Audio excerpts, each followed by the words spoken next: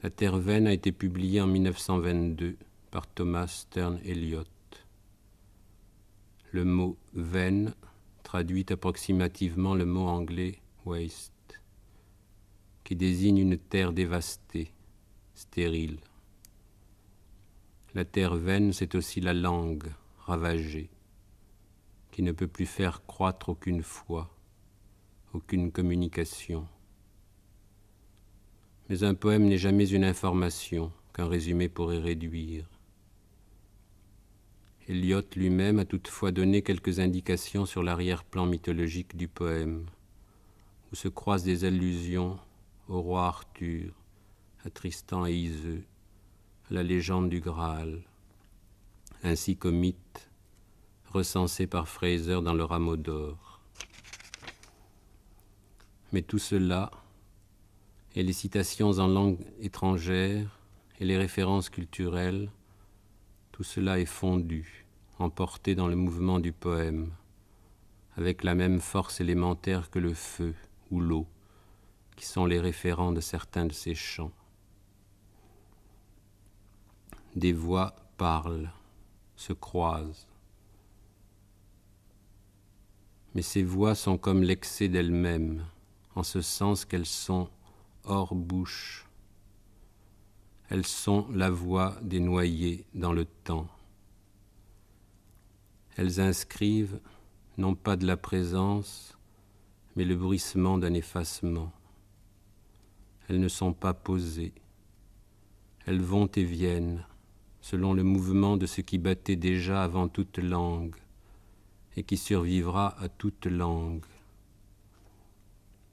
Mais, dans la mesure où elles sont dans ce mouvement, elles nous parlent d'un lieu intérieur à tous les naufrages, un lieu qui est peut-être l'envers de la langue, un envers sans lequel la langue ne serait pas complète, tout comme la parole n'existe qu'avec le silence.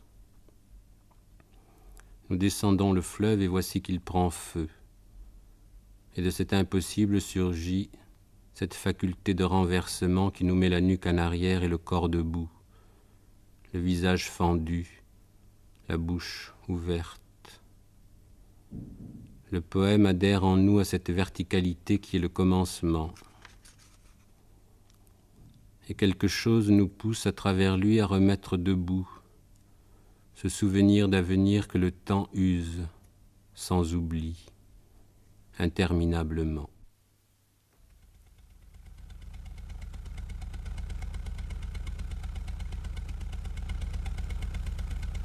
The Wasteland.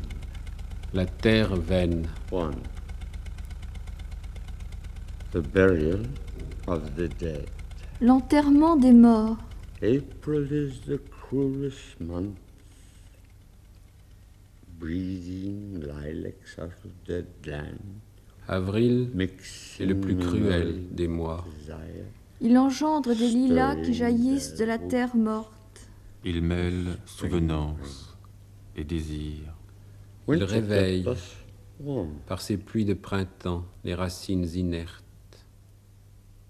L'hiver nous teint au chaud, de sa neige oublieuse couvrant la terre, entretenant de tubercules secs une petite vie. L'été nous surprit, portés par l'averse sur le Starnberger See. Nous fîmes halte sous les portiques et poussâmes l'éclaircie venue dans le Hofgarten, et puis nous prîmes du café et nous causâmes. Bin gar keine Russin, stamm aus Litauen, echt deutsch. Et lorsque nous étions enfants, en visite chez l'archiduc, mon cousin, il m'amena sur son traîneau et je pris peur.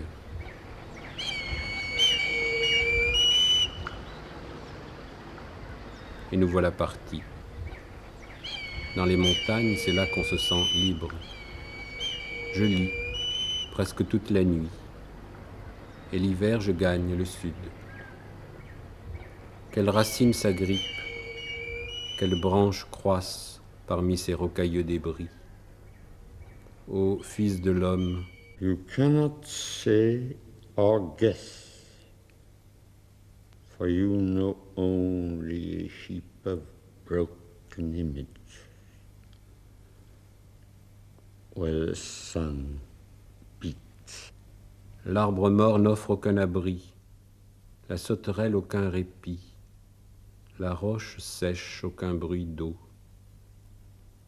Point d'ombre, si ce n'est là-dessous ce rocher rouge. Viens t'abriter à l'ombre de ce rocher rouge, et je te montrerai quelque chose qui n'est ni ton ombre au matin marchant derrière toi, ni ton ombre le soir surgit à ta rencontre. Je te montrerai ton effroi dans une poignée de poussière. Juste une année depuis tes premières hyacinthes. On m'avait surnommée la fille aux hyacinthes.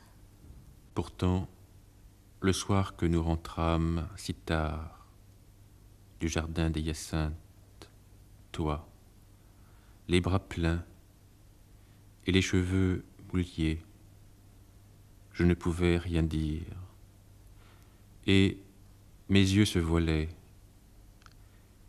et je n'étais ni mort, ni vif, et je ne savais rien. Je regardais au cœur de la lumière, du silence. Öd und leer, das Meer. Madame Sosostris, fameuse pythonisse, avait un mauvais rhume, encore qu'on la tienne pour la femme la plus experte de l'Europe, avec un méchant jeu de cartes. Voici, dit-elle, votre carte, le marin phénicien noyé. These are pearls that were his eyes. Regarde, voici Belladonna, la dame des récifs, la dame des passes critiques. Voici l'homme au triple bâton, voici la roue, voici le marchand à un œil. Et cette carte vide, c'est quelque chose qu'il porte sur le dos mais qu'il m'est interdit de voir. Je ne trouve pas le pendu. Gardez-vous de la mort par noyade. Je vois comme des foules et qui tournent en rond. Merci. Quand vous verrez la chère Miss Equiton, dites-lui de ma part que je lui porterai l'horoscope moi-même. Il faut être si prudent par le temps qui court. Unreal City. Cité fantôme, sous le fauve brouillard d'une aurore hivernale. La foule s'écoulait sur le pont de Londres, tant de gens. Qui eût dit que la mort eût défait tant de gens? Des soupirs s'exhalaient, espacés et rapides, et chacun fixait son regard devant ses pas. S'écoulait, dis-je, à contre-pente, et dévalait King William Street, vers où Sainte Marie Woolnots comptait les heures, avec un son éteint, au coup final de 9. Là, j'aperçus quelqu'un et le hélai. Stetson, toi qui fus avec moi dans la flotte à Milet, ce cadavre que tu plantas l'année dernière dans ton jardin, a-t-il déjà levé? Va-t-il pas fleurir cette année? Ou si la gelée blanche a dérangé sa couche? Oh, keep the dog. Or him. That's friend to men. Or with his name, he'll dig it up again. Hypocrite lecteur, mon semblable, mon frère. You.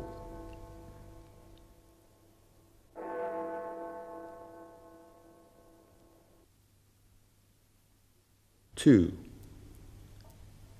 A game of chess. Une partie d'échecs. The chair she sat in, like a burnished throne. Se reflétait dans le marbre, ou la glace, au support rehaussé de vignes fructueuses, qu'entr'ouvrait, curieux, un cupidon doré, un autre se cachant les yeux derrière une aile.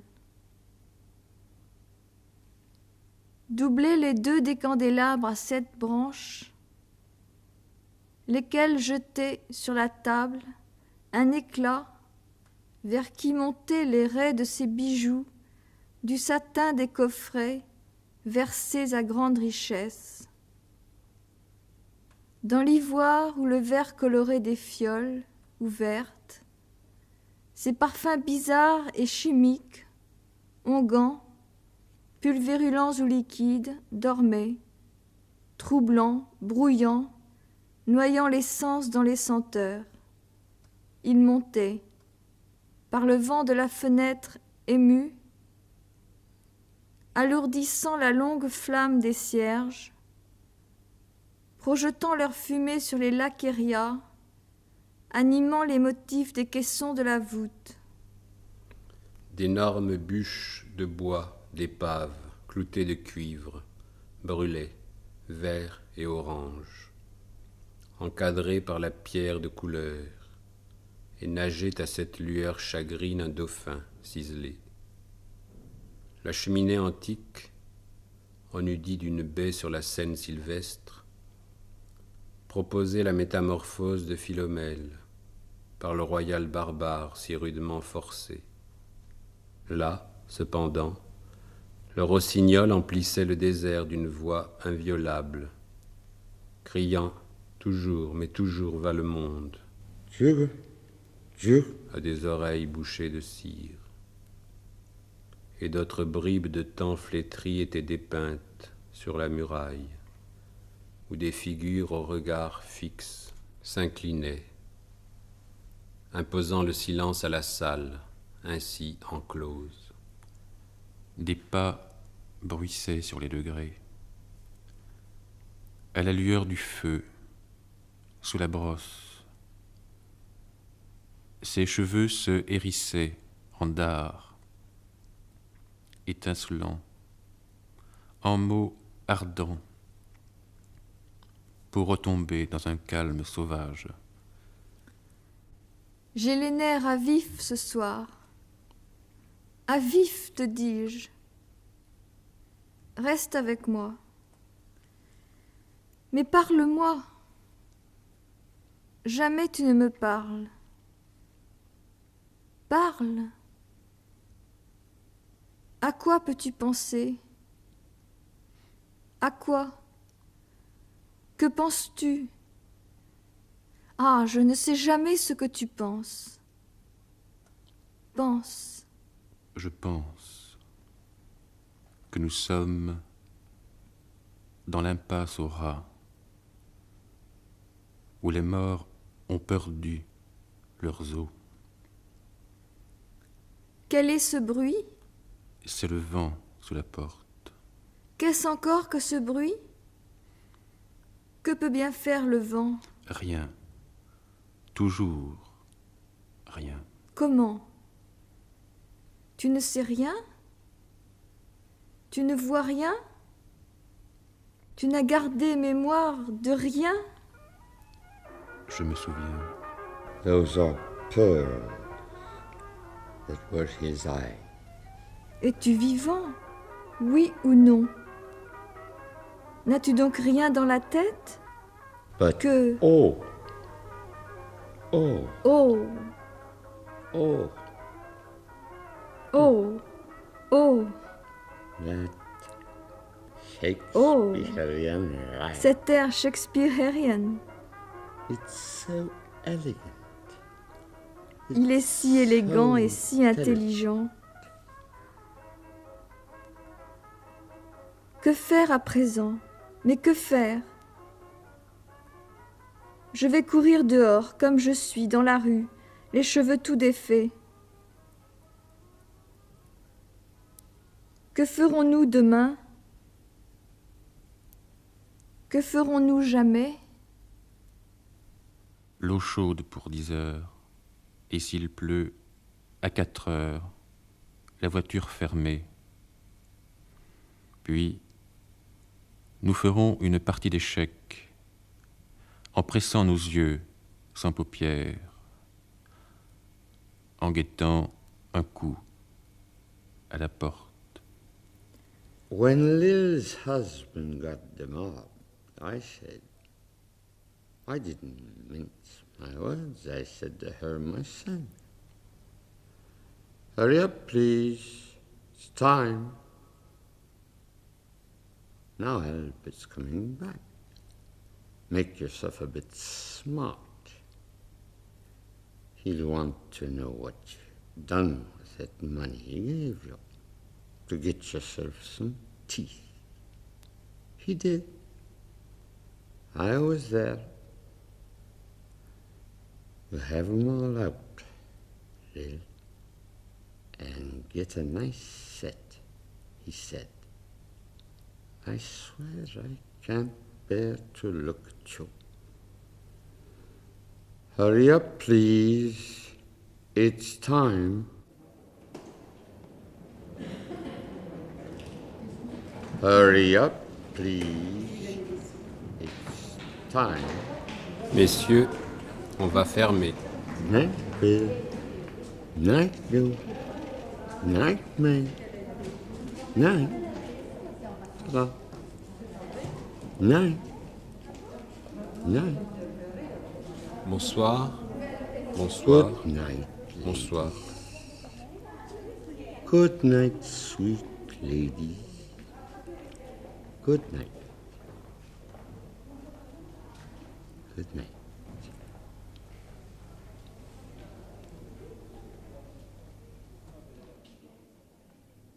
Three. The Fire Sermon. Le sermon du feu. Le dé du fleuve est rompu.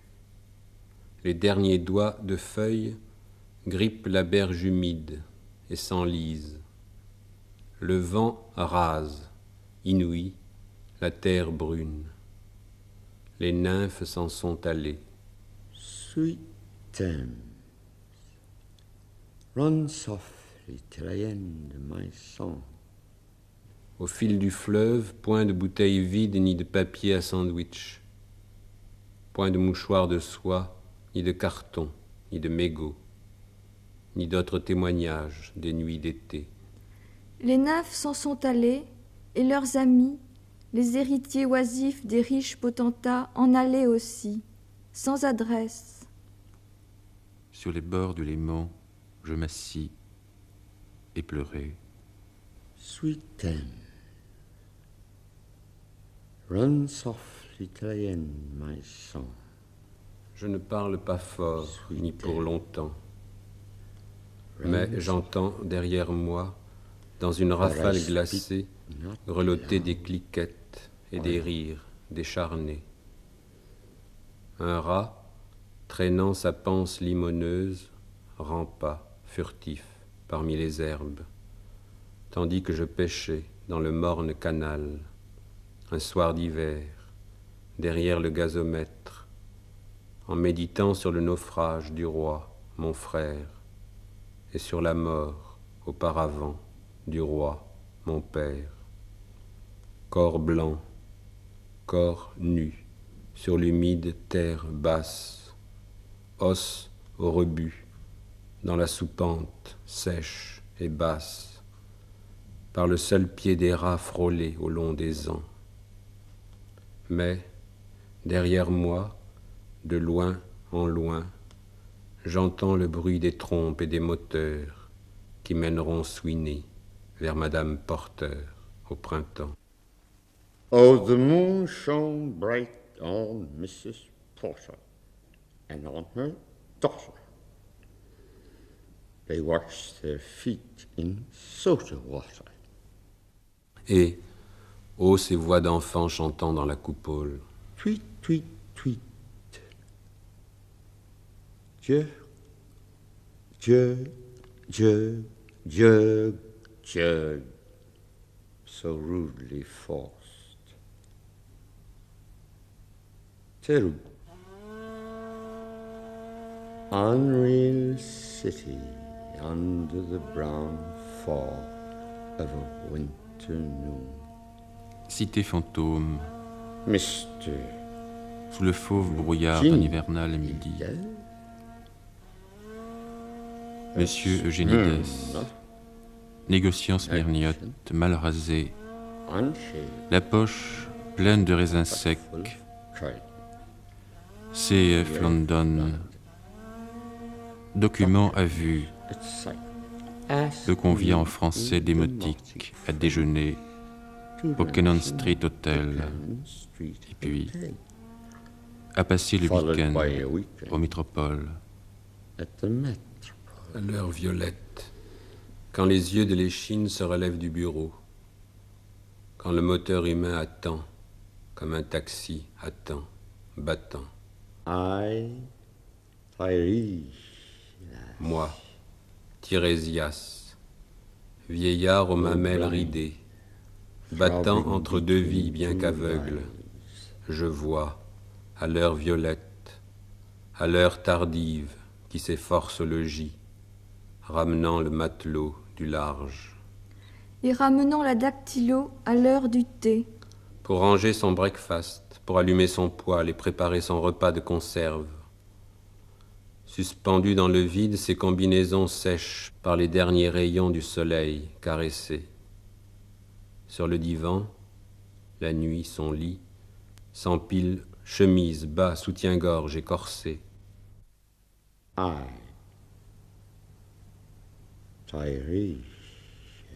Moi, Tirésias, vieil homme aux mamelles ridées, de percevoir la scène et de prédire le reste, attendant, moi aussi, le visiteur prévu. Il arrive, jeune gandin carbonculaire, petit gratte-papier d'agence immobilière, et son éplomb l'huissier, comme un chapeau de soie, au chef de quelque bradfordien milliardaire. Quelque chose lui dit que l'instant est propice. Le repas est fini. Elle, lasse, ennuyée, Il entreprend de l'attiser par des caresses qui, sans être quêtées, ne sont point repoussées. Enflammé, résolu, il monte sur la brèche. rien n'arrête en chemin ses mains aventureuses.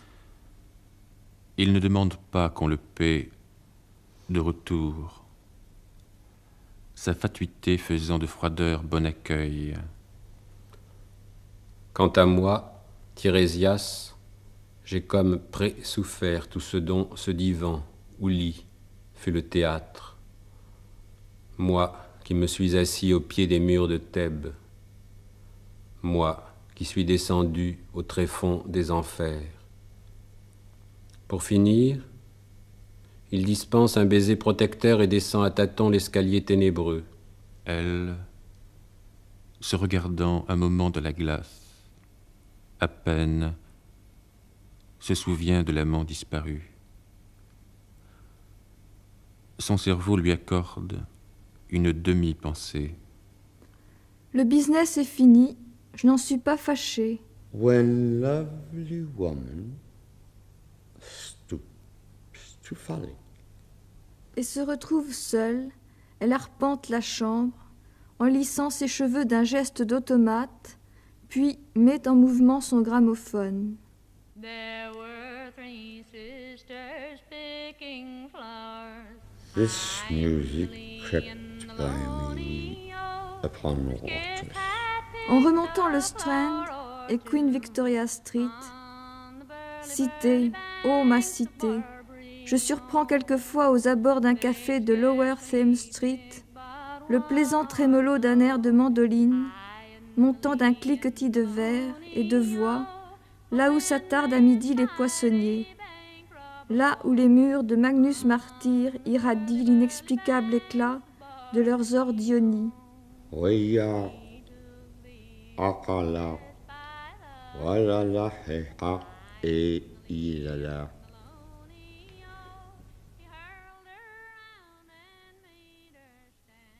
À Carthage alors je m'en fus, Burn, Brûlant, brûlant, brûlant, burn, brûlant.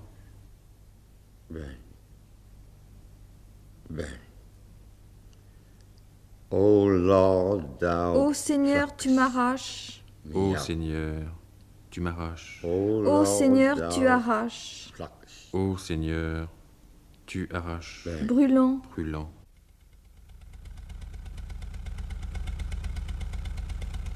For death by water. Mort par eau. Phlebas the Phoenician, a fortnight dead, forgot the cry of gulls and the deep sea swell and the profit and loss. Phlébas, The le current under Phénicien, sea picked his bones in mort whisper. depuis 15 As he jours, rose and fell, he passed the oublia le stages of ressac his age and youth, et le entering cri the whirlpool. des mouettes. Gentile or Jew, O you who Et turn the wheel and look to windward, les profits et pertes. consider Phlebas, who was once handsome and Un courant sous-marin lui piquera les os en chuchotis, tout en dansant. Il remonta au long des jours vers sa jeunesse et piqua dans le tourbillon. Juif ou gentil, ô toi qui tiens la barre et regarde au vent, considère Phlébas naguère ton pareil en grandeur et beauté.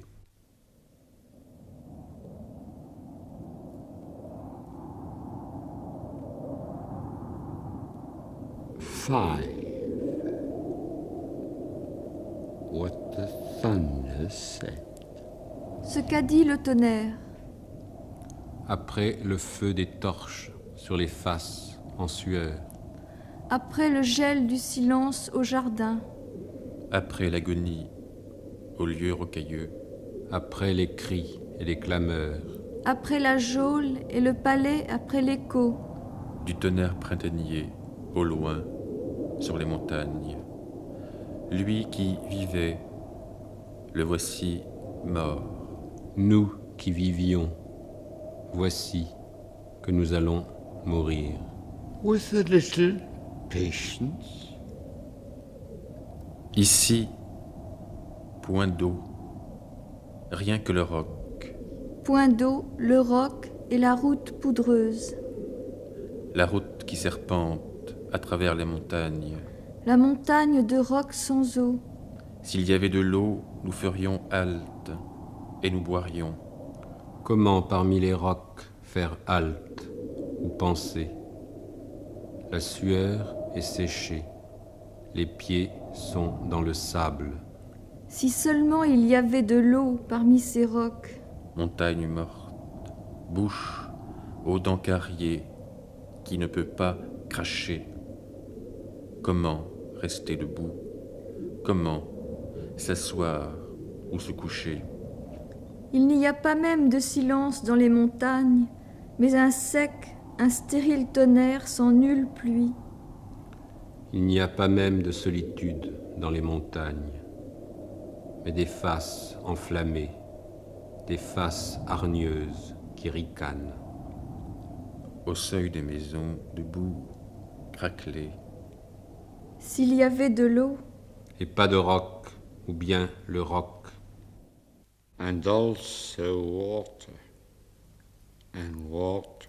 avec de l'eau, et puis de l'eau, A spring. une source. une mare dans le roc, S'il n'y avait que le seul bruit de l'eau, Pas la cigale, ni l'herbe sèche qui chante, mais le seul bruit de l'eau sur le rocher. là où la grive ermite chante parmi les pins. Drip. Drop. Drip. Drop. Drop. Drop. Drop. Mais il n'y a pas d'eau. Who is the third? Quel est who Quel est donc ce walks troisième ce troisième qui marche à ton beside you? côté? qui marche à ton côté. Lorsque je compte, il n'y a que nous deux. Mais lorsque je regarde au loin la route blanche, il y a toujours un autre qui glisse à ton côté, enveloppé d'un manteau brun, le chef voilé. Je ne sais pas si c'est un homme ou une femme. Qui est-ce donc qui marche à ton côté? What is that sound high in the air? Quel est Murmur ce bruit très haut dans l'air, of maternal ce gémissement lamentation. maternel? Quels sont ces hordes voilées et qui pullulent sur les plaines sans bornes et qui trébuchent sur la terre craquelée que cerne l'horizon? Quelle est cette cité par-delà les montagnes qui se démembre et se reforme et s'effiloche dans l'air violet, ces tours croulantes? Jerusalem, Athens, Alexandria, Vienna, London, unreal. Fantômes. Une femme étirant ses longs cheveux de jais, sur leurs cordes tendues jouait une complainte, et des chauves-souris à face de poupon chuintaient en batifolant dans l'air violet, où sur un mur noirci rampait la tête en bas, et des tours renversées égrenaient dans le ciel des carillons réminiscents, qui sonnaient l'heure, aussi des voix chantantes montaient des puits taris et des citernes vides. En ce creux de ruines, au milieu des montagnes, à la faible clarté de la lune, l'herbe chante sur les tombes culbutées, autour de la chapelle vacante, où n'habite que le vent. Des fenêtres point, la porte palote. Quel mal pourrait faire des eaux desséchées? Only a cock stood on the roof tree. Seul un coq claironne au Cocorico, faîte du toit. cocorico. Dans un éclair, puis une bourrasque humide, porteuse de pluie. Ganga avait décru, et les feuilles languides aspiraient à la pluie, tandis que, tout là-bas, des nuées noires s'amassaient sur l'Himavant. La jungle était tapie, bossue, dans le silence. Alors, le tonnerre dit Da. Da. Qu'avons-nous donné? Mon ami, le sang, affolant le cœur, l'épouvantable audace d'un instant de faiblesse qu'un siècle de prudence ne saurait racheter. Nous avons existé par cela seul, qui n'est point consigné dans nos nécrologies, ni dans les souvenirs que drape la bonne Aragne, ni sous les sceaux que brise le notaire chafouin dans nos chambres vacantes. Da. Yad. Ram. J'ai entendu la clé tourner une fois, une seule fois, dans la serrure. Nous pensons à la clé. Chacun dans sa prison pense à la clé, par là confirmant sa prison. Pourtant, quand vient le soir, les rumeurs de l'éther raniment pour un temps un Coriolan défait. Da. Almerta. Le navire a gaiement répondu à la main du nocher. La mer était tranquille, et ton cœur eût gaiement répondu à l'invite, eût obéi, battant aux mains régulatrices. Je pêchais sur la rive. Je pêchais sur la rive. Et derrière moi se déroulait la plaine aride. Et derrière moi se déroulait la plaine aride. Mettrais-je au moins de l'ordre dans mes terres? Mettrais-je au moins de l'ordre dans mes terres? London Bridge is fallen down, down, over my lady Lee. London Bridge is fallen down, fallen down, fallen down, dance over my lady Lee. Poi s'ascose nel fuoco che li affina quando fiamme udì che gli donne. Oh, swallow, swallow. Le prince d'Aquitaine à la tour abolie. Je veux de ces fragments étayer mes ruines. Pioneer Fitchel. Iron Ismatic.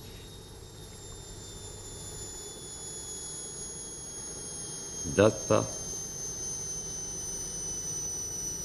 Dayadham Dayata Shanti Shanti Shanti.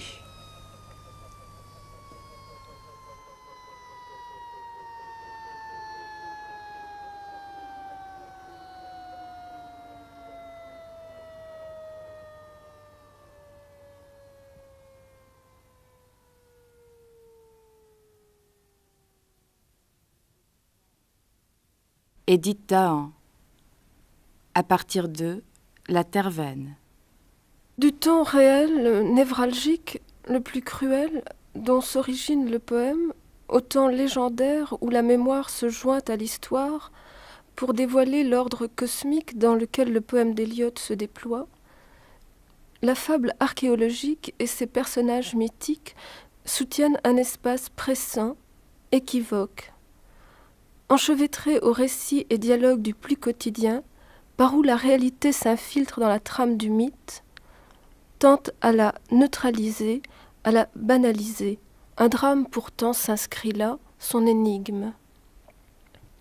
Les décrochements dans le temps, la contemporanéité des épisodes les plus éloignés, par exemple la rencontre de Tirésias et de la dactylo, les déplacements d'accent qui unissent le pathétique conventionnel de certains thèmes à l'humour inattendu d'autres traits, font la déflagration du réel et réalisent cette espèce d'éclatement que constitue le poème d'Eliot, éclatement de l'espace culturel européen qui l'habite et qui le nourrit, éclatement d'un support et de la puissance que représente aux yeux d'Eliot le savoir de l'Europe et le savoir occidental.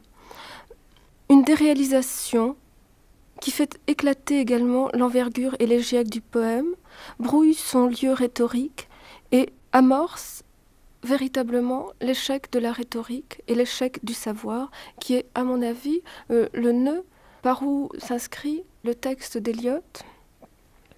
Le poème se fait à tout moment, à tout instant, la scène de cet éclatement. L'ensemble donc de la culture mondiale est pulvérisé, assigné à ne plus être d'aucun recours, d'aucun soutien. Dans la crise du sujet face au monde, plus qu'un amas d'images brisées, il renvoie le sujet à son anéantissement. Par ailleurs, ce qui travaille le texte, c'est sans doute l'opposition savoir-vérité qui organise les métaphores et les réseaux de métaphores que développe le poème. La lecture est également ce temps crucial comme la médiation qui permet à l'homme de traverser justement l'opacité et l'aveuglement dans lequel il est jeté. La lecture est convoquée comme le drame au fond du poème qui développe aussi son épopée, puisque les grandes figures de la culture sont ainsi convoquées. Le texte se fait un tissu de références en même temps qu'il le pulvérise et qu'il anéantit. La lecture, enfin, par la référence qui est faite au poème de Baudelaire, l'invocation au lecteur, où ce qui est dénoncé, c'est le leurre et le simulacre d'une référence au savoir, d'une identification imaginaire à ce support illusoire que représente la culture en tant qu'une unité cumulative, exhaustive, permettant de combler ce qui fait le déchirement et la crise véritable de l'identité du sujet. Ce qui m'apparaît comme particulièrement crucial, par conséquent, dans ce poème, et ce qui nous convoque, ce qui nous interpelle au sein de notre modernité, c'est sans doute ce que Eliot a voulu miner de l'instance herméneutique, de la possibilité, à un moment, de dévoiler une vérité qui comble le sujet. C'est le comblement par le savoir qui est dénoncé et qui est renvoyé perpétuellement à un échec.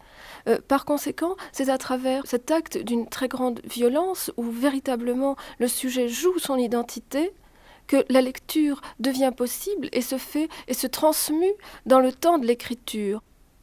C'est extrêmement moderne en ce sens, le texte d'Eliot, et les figures qui convoquent la possibilité d'une révélation de la vérité, la diseuse de Bonaventure, la femme qui lira l'avenir dans l'horoscope, Tirésias qui est également le symbole de la parole divinatrice, vont révoquer, détruire la possibilité qu'un ordre caché préexiste au monde, en soit l'envers. C'est cette imposture qui est levée par le poème. Ainsi, ce qui s'accomplit là, c'est un meurtre et la nécessité de révoquer la toute-puissance et l'hégémonie d'une culture qui fonctionne ici comme la structure matricielle. Et la Terre, ce support mirifique, illusoire de toutes les identifications imaginaires, et par conséquent comme source et comme origine, comme formation, comme moment formateur, et révoqué, renvoyé, pulvérisé, pour que puisse émerger une voix, un son, un poème radicalement autre, radicalement nouveau.